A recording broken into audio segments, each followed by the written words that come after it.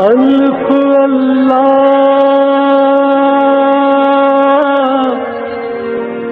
چمبے دی بوٹی میرے من وچ مرشد لائی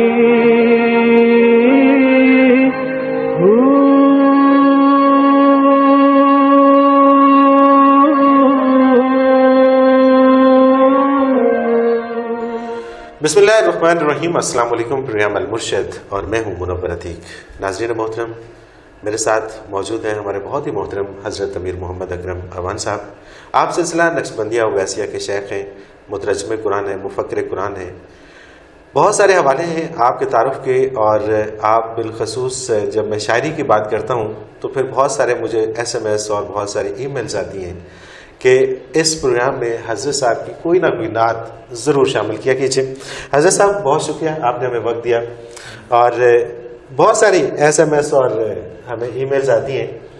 ہم نے ایک پروگرام میں آپ سے ریکویسٹ کی تھی نعت کے حوالے سے، تو میں چاہوں گا کہ آج بھی اگر آپ ہمیں کوئی اپنی نعت سنا دیجیے تو۔ الحمدللہ رب العالمین، والصلاۃ والسلام علی حبیبہ محمد وآلہ وصحبہ اجمعین۔ اعوذ باللہ من الشیطان الرجیم، بسم اللہ الرحمن الرحیم۔ نعت ایک ایسا موضوع ہے جسے نبھانا بہت مشکل ہے۔ نعت کا لفظی ترجمہ یا مراد ہے نبی صلی اللہ علیہ وآلہ وسلم کے اوصاف و کمالات کا ذکر۔ بے شک، لیکن جب شاعر نعت لکھتا ہے تو دیکھا یہ گیا ہے کہ وہ حضور کے کمالات کو تھوڑا وقت دیتا ہے اور اپنی ضروریات کو زیادہ اس میں داخل کر دیتا ہے۔ صحیح، بالکل صحیح۔ میرا یہ ہو جائے، میرا وہ ہو جائے، میں جاؤں گا نہ خالی بھر دو میری جھولی، خالی نہ جاؤں گا۔ اب یہ خالی دنیا کی ضروریات زیادہ، خالی نہ جاؤں گا جھولی بھر دو، یہ نعت تو نہیں ہے۔ بے شک، نعت تو اس میں صرف وہ جملے ہیں جن میں حضور کی تعریف کی گئی۔ سبحان اللہ، سبحان اللہ۔ باقی جو اپنا ہم کہہ رہے ہیں تو ہر انسان ہمہ وقت محتاج ہے، انسانی ضرورتیں پوری نہیں ہوتی۔ ان کو میری ذاتی رائے میں ان کو کسی اور جگہ اٹھا رکھنا چاہیے۔ صحیح۔ اور جب بات نعت کی ہو تو اس میں ساری تعریف اللہ کے نبی صلی اللہ علیہ وسلم کی ہونی چاہیے۔ سبحان اللہ، سبحان تو اللہ۔ یہ ایک کوشش کی ہے میں نے، یہ کچھ اور طرح سے نعت ہے۔ ماشاءاللہ۔ یہ ایک نقشہ بناتی ہے کہ اگر بارگاہ رسالت میں کوئی لمحہ حاضری کا نصیب ہو جائے سبحان اللہ، سبحان تو اللہ۔ کیا ہو۔ تو کیا ہو، کیا بات۔ رات حاضر تھا میں آقا خواب میں در پر تیرے۔ سبحان اللہ، سبحان اللہ۔ رات حاضر تھا میں آقا خواب میں در پر تیرے، نور کی بارش برستی ہے ابھی دل پر میرے۔ واہ، یہ اس حوالے سے نعت ہو گئی نا، کیا بات ہے، کیا بات ہے کہ ابھی تک اس کا اثر ہے۔ اس حوالے سے مدد ہو گئی نا جی۔ رات حاضر تھا میں آقا خواب میں در پر تیرے، نور کی بارش برستی ہے ابھی دل پر میرے، سبحان اللہ، پھول جیسے کھل رہے ہوں راہ گزاروں پر کبھی، کیا بات، اس قسم کا کیفطاری ہے میرے دل پر ابھی۔ دل پر ابھی، سبحان اللہ، سبحان پھول اللہ۔ جیسے کھل رہے ہوں راہ گزاروں پر کبھی، اس قسم کا کیفطاری ہے میرے دل پر ابھی، یا کوئی ندی ہو جیسے کوہساروں میں رواں۔ واہ واہ، کیا بات، یا کوئی ندی ہو جیسے کوہساروں میں رواں، گنگنا کے کر رہی ہو عظمت باری بیاں۔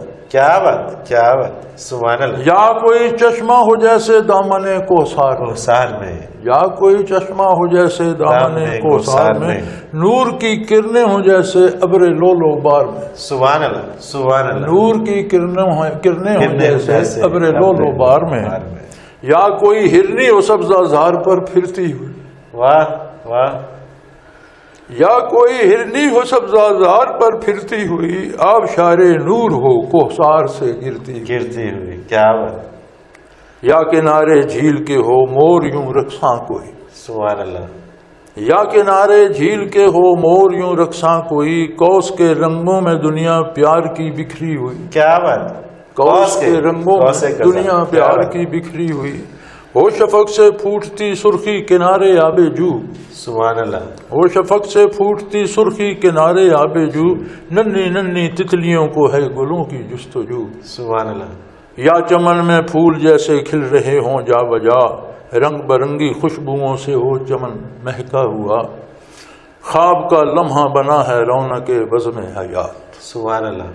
خواب کا لمحہ بنا ہے رونق بزم حیات، بس گئی ہے دل کی دنیا، بن گئی ہے میری بات. سبحان اللہ. بن گئی ہے میری بات. کیا بات ہے، کیا بات. یہ ساری چیزیں جو نظم میں مانگنی تھی، مانگنے کی نوبت نہیں آئی. اور یہ کیا کیفیت ہے جس کا آپ نے ذکر کیا اس کے اندر، کہ ایک خواب میں در پر حاضری، اور پھر اس کی کیا کیفیت اور کس کس سے تشریح. سبحان اللہ جی. حضرت جی حسب معمول کچھ سوالات ہمارے پاس موجود ہیں، ان کو شامل کرتے ہیں پروگرام میں. پہلا سوال ہے شہباز حسن لاہور سے.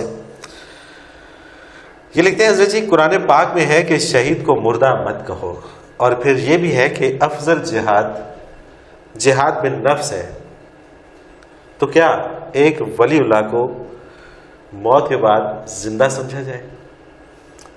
گزارش یہ ہے کہ باحیات بعد الموت یہ ایک الگ موضوع ہے، یہ ایک پورا موضوع ہے.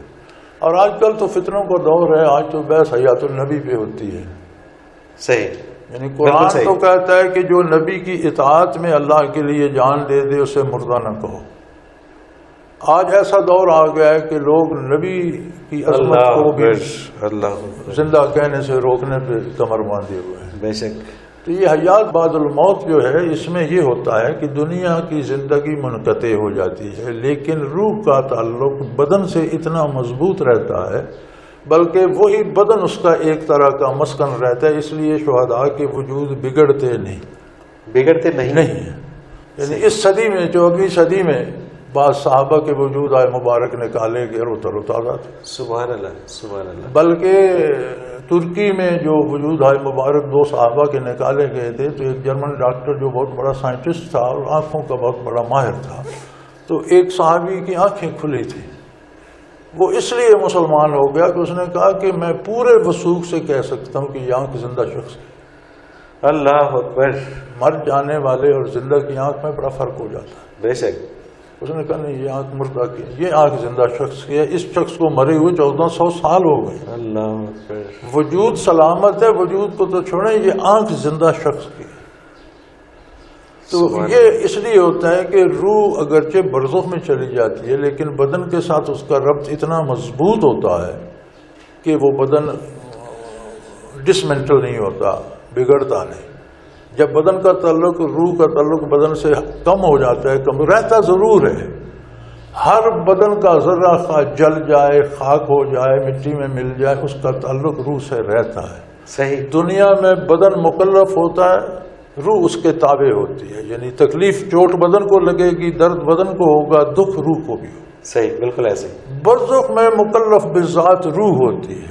عذاب ہو یا ثواب ہو روح کو ہوتا ہے، لیکن اثر بدن کے ہر ذرے تک پہنچتا ہے، خواہ وہ جل کر خاک ہو گیا. صحیح. مادے کی کسی نہ کسی شکل میں تو رہتا ہے، جل جائے، درندہ کھا جائے، دفن کر دیں، آگ میں جلا دیں، کہیں نہ کہیں تو اس کا وجود کوئی شکل تو مادے کی کسی شکل میں تو ہے. ہر ذرے کا تعلق رہتا ہے، اور مکلف بذات روح ہوتی ہے. بالطبع اس کی وساطت سے ثواب یا عذاب بدن کو پہنچتا رہتا ہے. میدان حشر میں دونوں برابر ہو جائیں گے، مکلف بذات بدن بھی ہوگا، روح بھی ہوگی.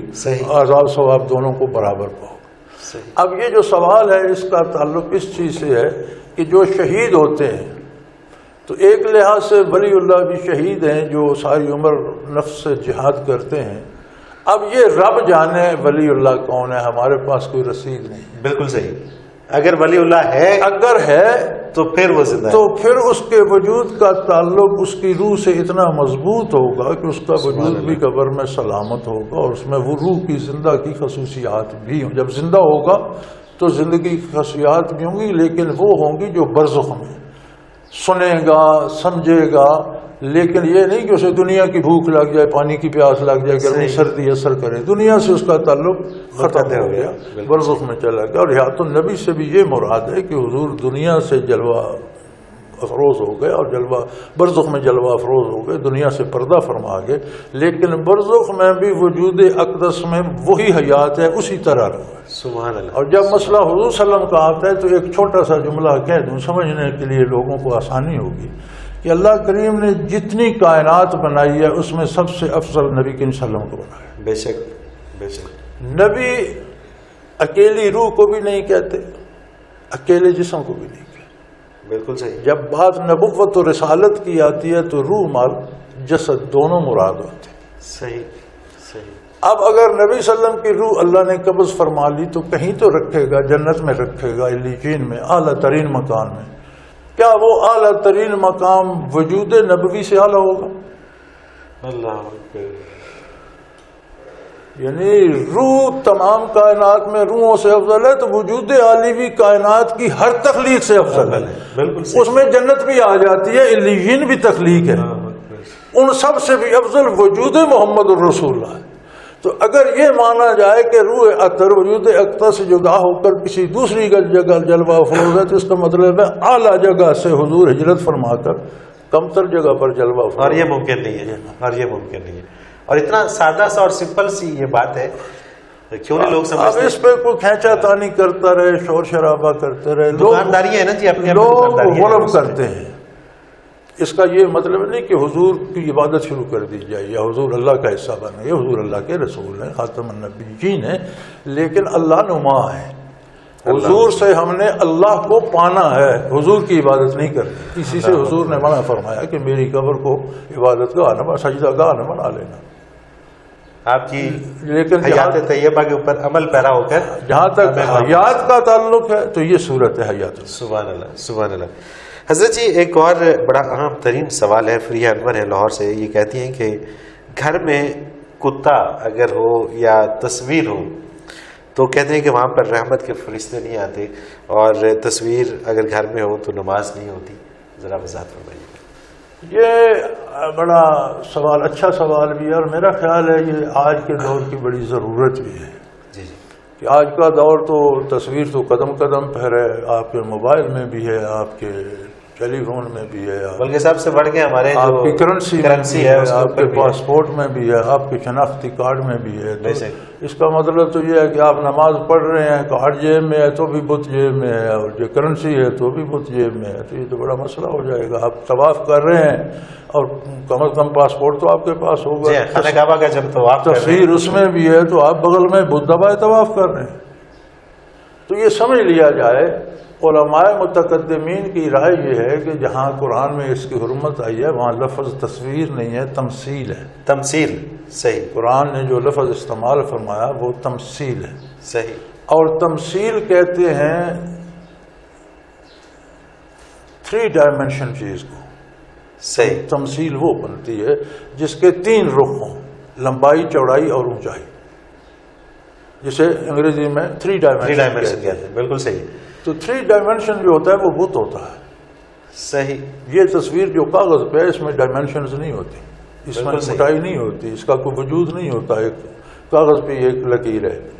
صحیح۔ تو یہ تصویر اس حساب سے، نہیں آتی، اس اعتبار سے یہ اس وعید میں آتی ہی نہیں۔ صحیح صحیح۔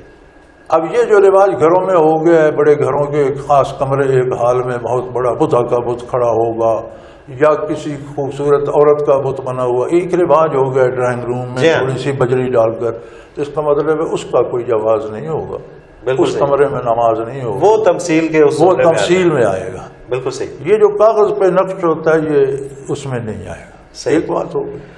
دوسرا طبقہ جو علماء کا یہ تسلیم نہیں کرتا کہ نہیں جی ہر تصویر اسی حکم ہے، اس بات کے وہ بھی قائل ہیں کہ جس تصویر میں زندگی کا تصور نہ ہو۔ صحیح۔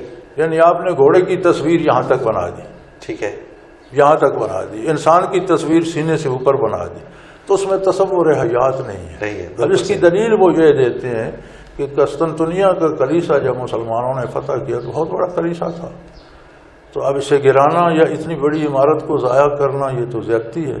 تو سیدنا فاروق اعظم رضی اللہ عنہ سے پوچھا کہ آپ کی خلافت تھی تو ہم نے فرمایا مسجد بنا دو، بہت بڑی عمارت ہے تو قبلہ رخ لائنیں لگا کر مسجد بنا دو۔ سوال یہ پیدا ہوا کہ انہوں نے آگے پیچھے ہر طرف تصویریں بنا رکھی تھیں انسانی شکل میں فرشتوں کی، کہیں پر لگے ہوئے ہیں، کہیں وہ ننگے ہیں، کہیں کچھ لباس ہے، کہیں نہیں ہے. آپ نے کئی جگہ کلیسوں میں دیکھی، کیلنڈروں پہ بھی دیکھی ہوں گی تصویروں میں. تو وہ قد آدم تصویریں بنی ہوئی تھی. صحیح. تو عرض کیا گیا کہ اگر یہ قد آدم اور یہ اتنی زیادہ ہیں کہ پھر تو کسی دیوار کا کوئی حسن نہیں رہے گا اور ساری دیواریں چھل جائیں گی، تو اس کا کیا کیا جائے؟ تو انہوں نے فرمایا چہرے کے نقش مٹا دو، ناک، آنکھ، کان، منہ جو بنے ہوئے درمیان سے مٹا دو. اچھا، یعنی کہ اس میں حیات کا تصور ختم ہو جائے گا. اب ایسا کوئی وجود نہیں جس کی آنکھیں بھی نہ ہو، ناک بھی نہ ہو، منہ بھی نہ ہو تو وہ زندہ ہو. بالکل صحیح. تو یہ ہٹا دو، باقی تصویر رہنے دو، وہ تصویر کے حکم میں نہیں ہو. صحیح. لہذا یہ جو پاسپورٹ پر ہے، نوٹ پر، کرنسی پر ہے، یا کوئی کسی کی تصویر اپنے عزیز و اقارب کی آپ رکھتے ہیں جس میں پوری فوٹو نہیں ہے، بے شک گھٹنے سے نیچے ٹانگیں نہیں ہیں، تو بھی حیات کا تصور نہیں. حضرت جی اسی سوال کو، کیونکہ اس کا دوسرا حصہ بھی باقی ہے، ایک بریک کے بعد دوبارہ ناظرین محترم ایک مختصر سے کمرشل بریک، اس کے بعد اسی سوال سے دوبارہ آپ کی خدمت میں حاضر ہوتے ہیں. ہمارے ساتھ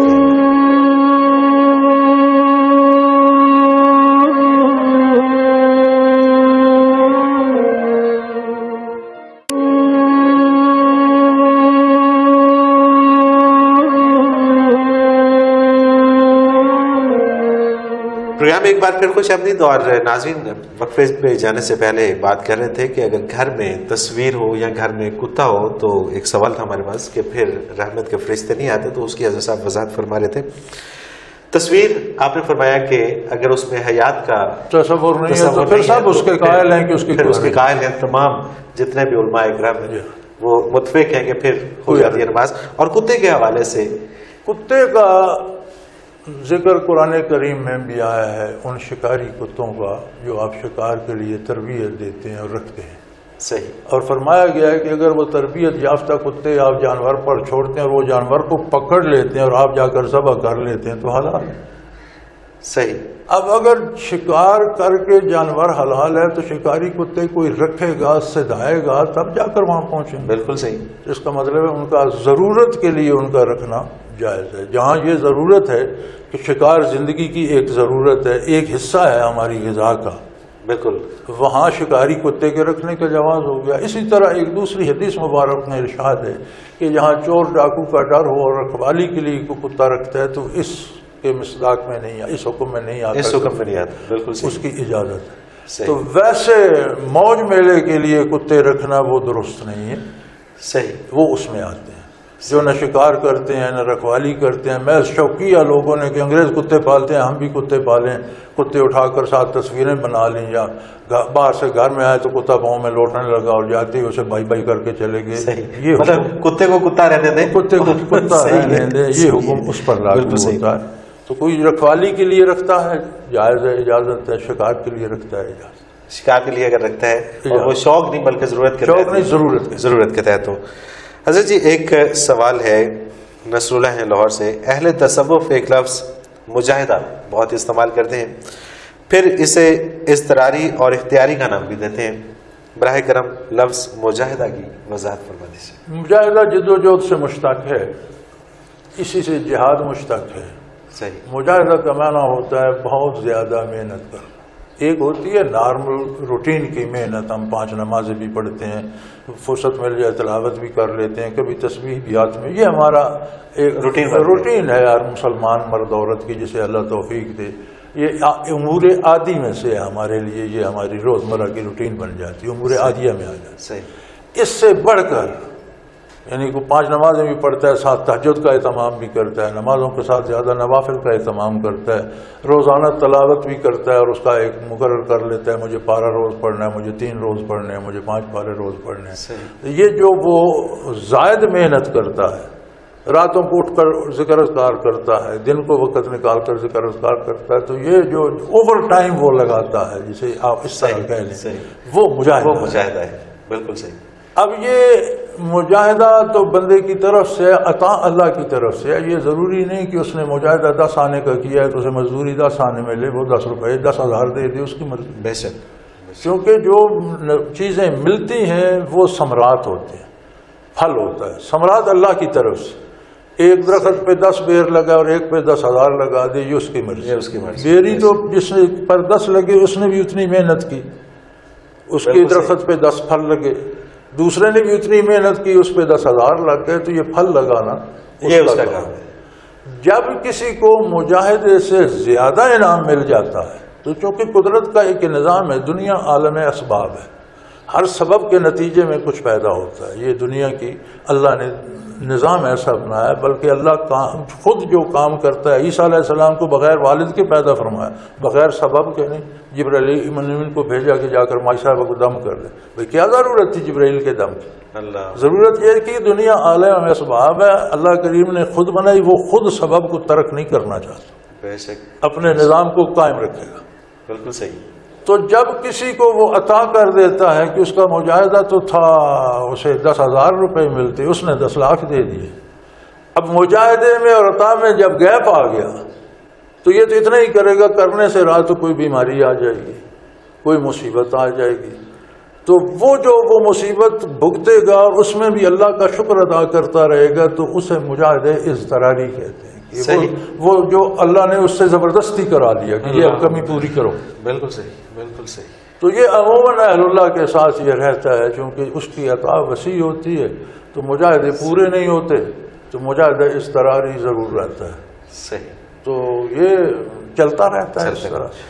ناظرین محترم، اگر آپ بھی اس پروگرام کا حصہ بننا چاہیں تو آپ ہمیں اپنا سوال بھیج سکتے ہیں. ہمارا ایک نمبر بار بار اسکرین کے اوپر ابھرتا ہے، آپ اسے نوٹ فرما لیجیے، 033349555021. اور اسی طرح سے آپ ہمیں ای میل کر سکتے ہیں. ہمارا ایڈریس ہے، میل ایڈریس ہے، آپ نوٹ کر لیجیے، almurshid313@hotmail.com.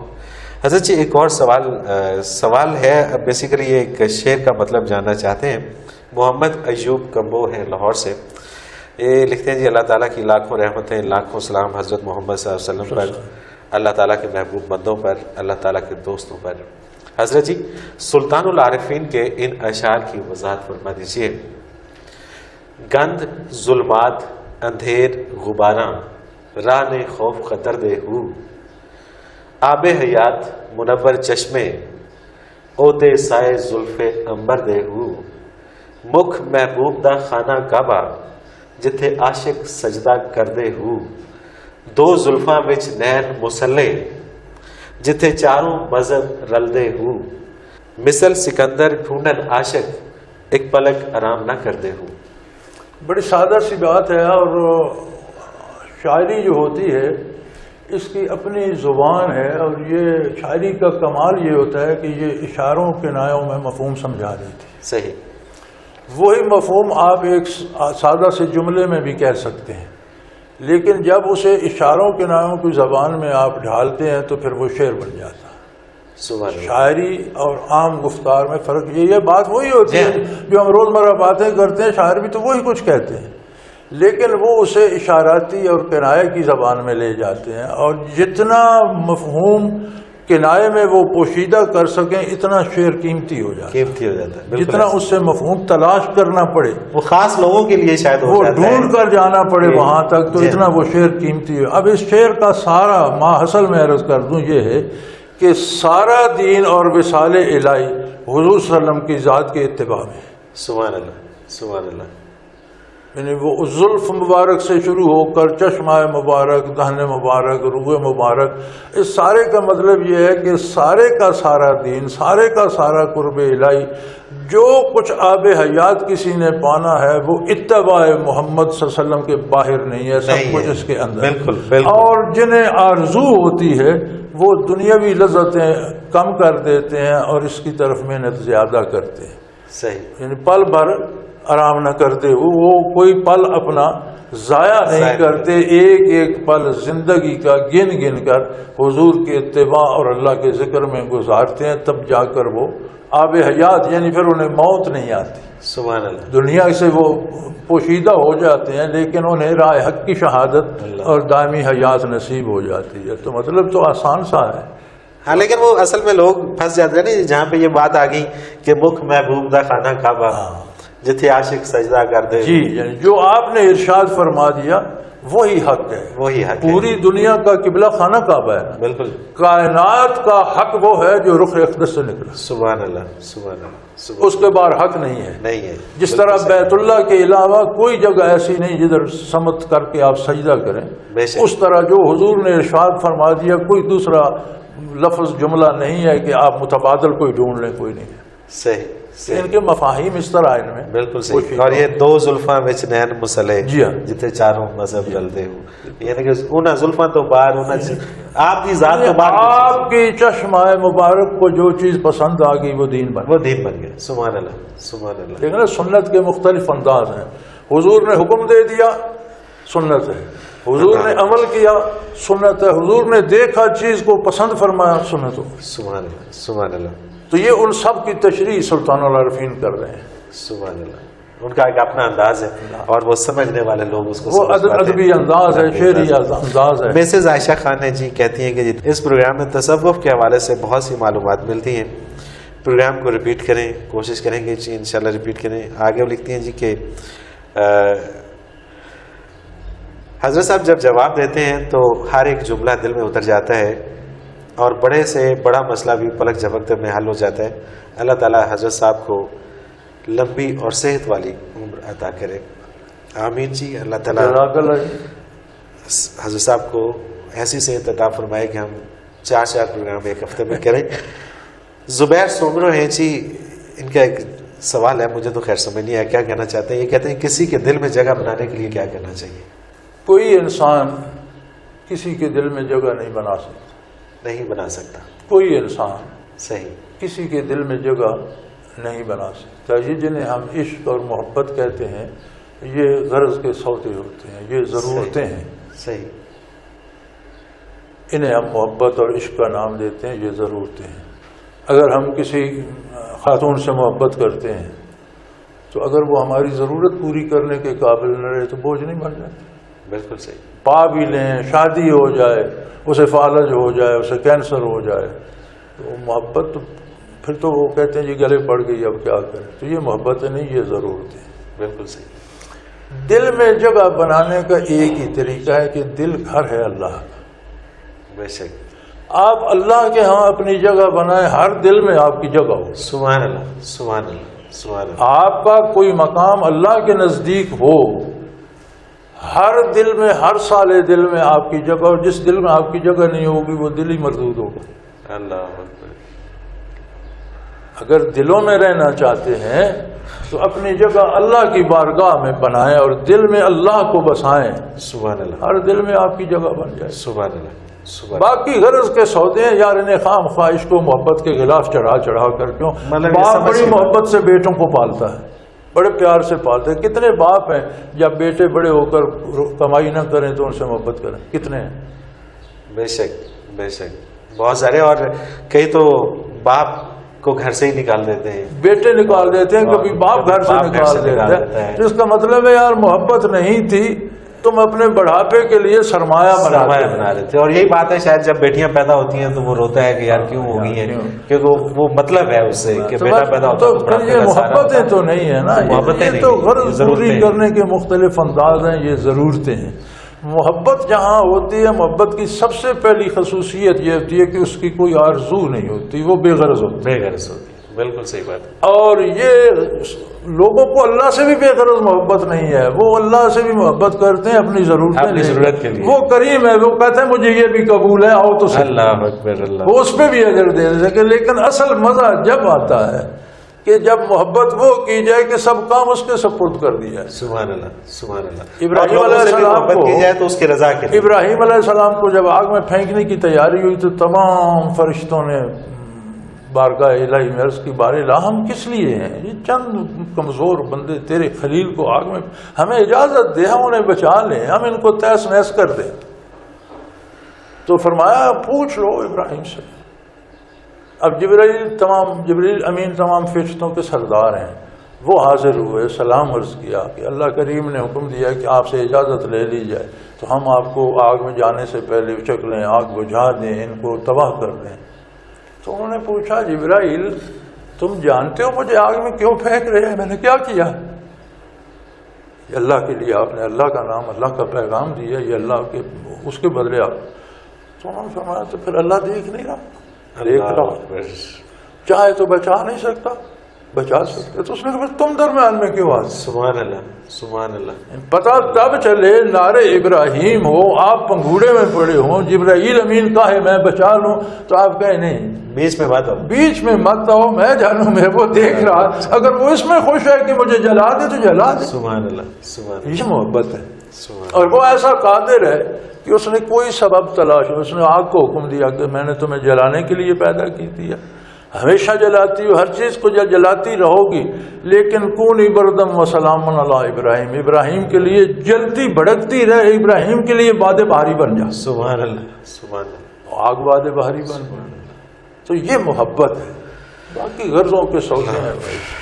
حضرت جی پروگرام کا وقت کا پتہ نہیں چلتا اور آدھا گھنٹہ یوں گزر جاتا ہے۔ ناظرین محترم، آپ کے سوالات ہمارے پاس ابھی موجود ہیں، اگلے پروگرام میں انشاءاللہ ان کو شامل کریں گے۔ تب تک کے لیے منور عتیق کو اجازت دیجیے، اللہ حافظ۔ لا